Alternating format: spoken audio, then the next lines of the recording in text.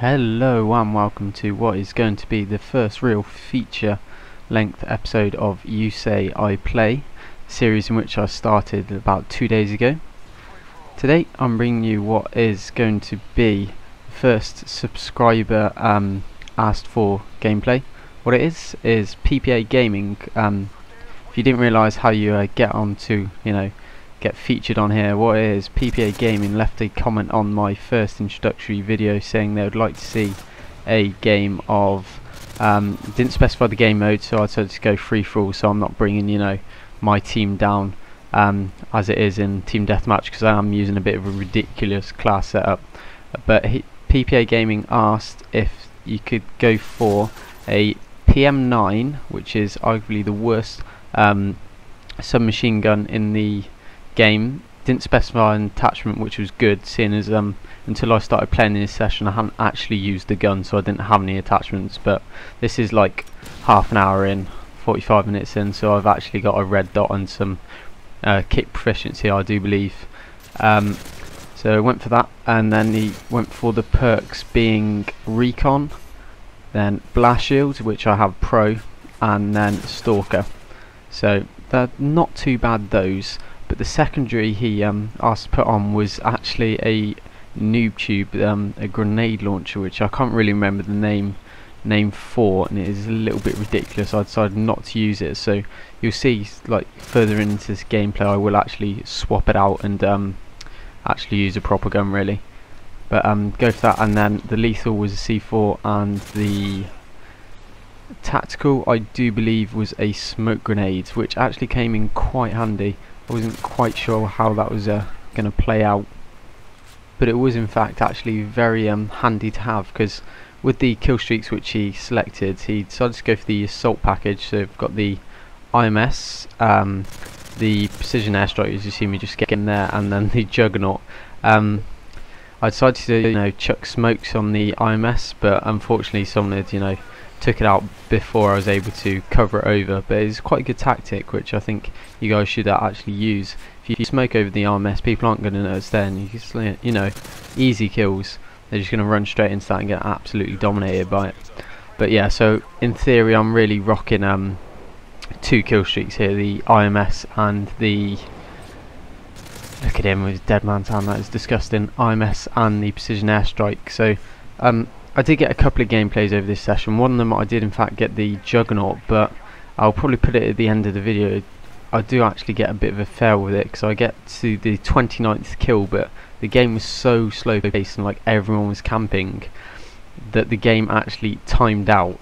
So the full 10 minutes had gone up and I was in the Juggernaught armor and I couldn't close out the game. I like hit marker on in the last 5 seconds, which was a bit disappointing, because otherwise I might have used that, because it is quite nice to see a bit of Juggernaught gameplay, because it's quite rare, 15 point streak. But this geezer was pre-firing like an absolute biatch, but that was partly because he just pulled his UAV out there. But anyway, I'm not going to lie, this gun isn't as bad as everyone makes it out to be. After playing, I played a little bit last night and a little bit this morning, and I got this morning sessions. But what it is the rate of fire on it is so high, and that the damage rating is so low, that you have to have a pretty accurate shot in order to be good with this. If you see like a lot of my deaths in this game, especially in the first, if you want to go back and watch it, within like my first 2 deaths within the first 30 seconds, was because other people just had, I decided to C4 him, give him a bit of payback, because he was going to have dead man's hand on. But yeah, with the rate of fire, because people have higher damaged weapons, they're able to outgun me even if I get the first shot on, because of the low damage. Even though it has got the high rate of fire, the low damage is going to mean that even if I get first shot on, their damage is going to outplay mine every day. So I'm actually, this is pretty one of my more aggressive gameplays I got. Actually sort of in this half the map I decided to keep, I didn't want to go too crazy because of the range on this is absolutely terrible. I have put the range proficiency on it, but panic knife, that is one thing that did frustrate me when I was playing this. So I would have would have been even better gameplay. It would have been something like 30-5 with this stupid gun. But even with the range proficiency, see, I thought he had dead man's hand. That's always good tactic to you know, move out the way before you shoot them. But even with range, you've pretty much got to use it like a shotgun. You've got to get right up in their face, and with the rate of fire, you're just going to take the head off all the time. I did get a couple of kills, as you see here. On, I don't know if he was AFK or if he just was slightly Call of Duty challenged, I'll call it, because he was a level 1, and I looked at his stats after the game, and like the amount of kills he had actually got over his whole like time gaming on here was in this game. So I don't know whether he just didn't know how to play, but so I think it was just two kills on that or something. I'm also using quite a good tactic. I might do a separate video on this. If you see someone like out the corner of your eye and there's a wall like between you, what you can do is sort of bait them round.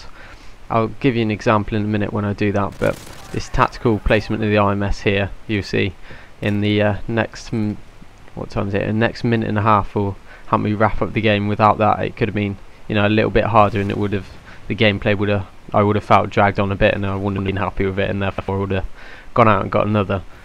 But yeah, I'll tell you when I do the baiting thing. I might, you know, I'm gonna do a whole different separate video of like Call of Duty tips and all this. I was unlucky to kill this guy, but you know, that's another example of the poor damage it has on here. But overall, I was like pretty impressed with this like gameplay for this gun. I was a bit, that kid, he'd been raging at me all session because I'd stayed in the same lobby. But look, he gets his revenge. I think that's, yeah, I'm on 1400. It's last death of the game, which isn't too bad. So yeah, he'd been ranging at me all game, so I was unlucky for him. But anyway, the gameplay is wrapping up, as I'll pick up this guy sometime. Maybe it's not here. I think I'll do another lap around the build or something ridiculous. Trying to use the C4 efficiently, but that's what it's there for. So you might as well use it. I sort of use it as a grenade, which I can control, and it kind of makes sense. Like when you know people are camping, chuck it up in the house, and then you know you're good to go, and they're not gonna be able to do much. I was expecting him to kill me, but anyway, the rate of fire helps me there, and the IMS gets the final game-winning kill. So that was a 32-6 gameplay, 5 KD with that ridiculous gun. So yeah, if you have enjoyed, please drop a like, maybe a subscribe, and please leave a comment on what class you want to see next. I will put in the description of the video like the layout in which the PPA Gaming did, and what I'm going to do, I'm also going to link to the channel of the person who's, you know, suggested the class, and therefore it's sort of a bit like a shout out and gives you a bit of an incentive therefore to leave a comment with what you want to see. So I'll just thank you for watching, and I will see you guys later.